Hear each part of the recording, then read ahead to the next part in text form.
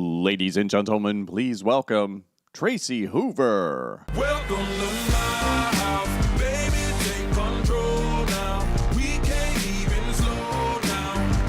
Good afternoon. Good afternoon.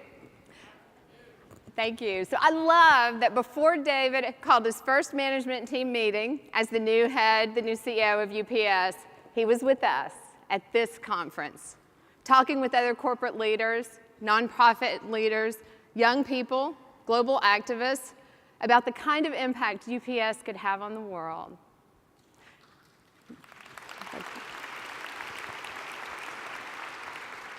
So 2 years and 10 million volunteer hours later, he's back with us. And he has this handy app on his phone, too, that I bet we'll all have on ours before long. Because that's what happens here at conference. New ideas get sparked and shared and multiplied. And that's why I'm quite simply thrilled to be here in this place that has moved and grooved the world, and with this assembly of friends and partners and bold thinkers and righteous disruptors too.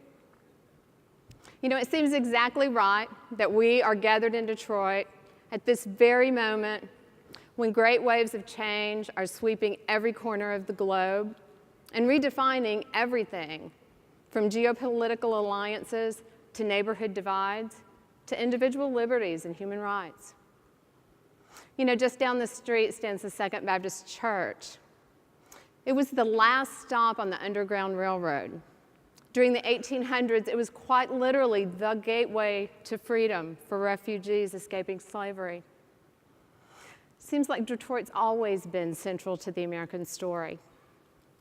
Our greatest triumphs and trials can be charted right alongside the rise and fall of the Motor City, the birth of Motown, the social revolt of the Underground Railroad, and now the city's rebirth into this 21st century global economy.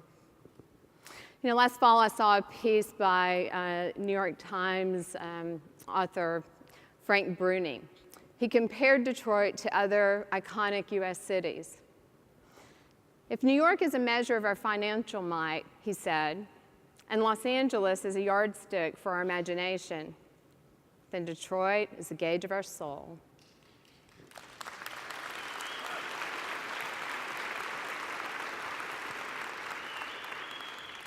He called it a referendum on what we're capable of in terms of neglect and in terms of salvation. And it is that renaissance, as well as Detroit's still unvarnished realities, that provide the flint for new ideas to spark here. And I believe it is in this moment, this amazing moment, that those ideas can spread almost instantaneously around the world. You know, I remember my 90-year-old grandmother, who was born before the automobile, telling me that she was so glad to have lived long enough to see that internet. Today, it seems like we utter words and things appear. Our favorite song comes on Slacker. Alexa sends an Amazon package right to our doorstep. And I'm glad to have lived long enough to see and experience this global digital on-demand economy and the impact that it's having on how we're tackling big problems, and also how it's connecting us to each other. And I think it's those connections that might be the real revolution that's dawning. You know, if you think about it, when we use Uber, either as a driver or a rider, or Airbnb to either stay there or rent out an apartment while we're away, we're a part of creating a new sharing economy, what some have called the trust economy. Because in the process of driving and riding and rating each other, we're using technology to build trust among strangers. And while on-demand is great, trust changes everything. And in this new existence, it's not the wealthiest or most privileged riders or tourists who get the cleanest cars, the nicest drivers, or the best houses for the weekend. Instead, it's the riders or guests who have behaved well, who've respected the driver's time, the owner's property. They've earned a 5-star reputation. You know, many futurists believe that the trust revolution could actually outpace the Industrial Revolution in terms of how it impacts our everyday lives. One even proposed that at some point your aggregated reputation score might matter as much as your credit score matters today. Imagine that. If that was the score that helped determine who was at the front of the line for the best jobs, the lowest interest rates, the biggest opportunities, where my status in life isn't determined by the accident of my birth, the balance in my bank account, or the number on my credit score, but rather how I live on this planet and how I interact with its other inhabitants. I want to live long enough to be a part of that world. 20 years ago, I'm not sure any of us could have imagined that this kind of trust economy was possible. And today, on some level, it seems like that's the kind of world we've all been working toward, where change-making is human to human, where ideas and innovations actually connect us with each other across and within communities, building trust. Over the next 3 days, I'm so looking forward to getting to connect with each other here, to hearing your ideas, your innovations. I'm looking forward to learning and sharing and imagining together.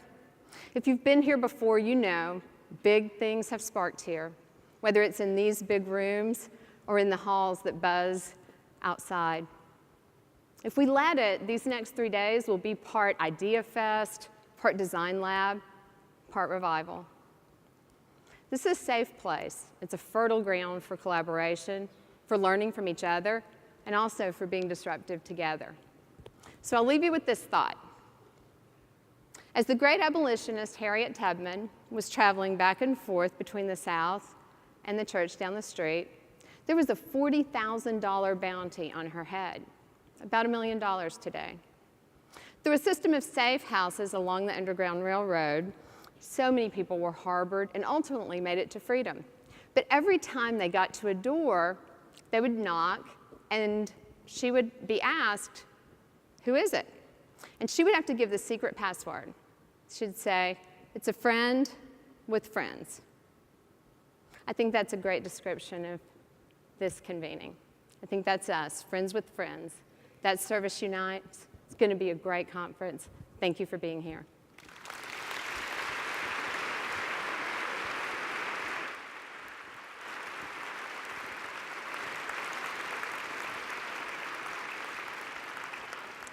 So to kick off our Ideas Fest,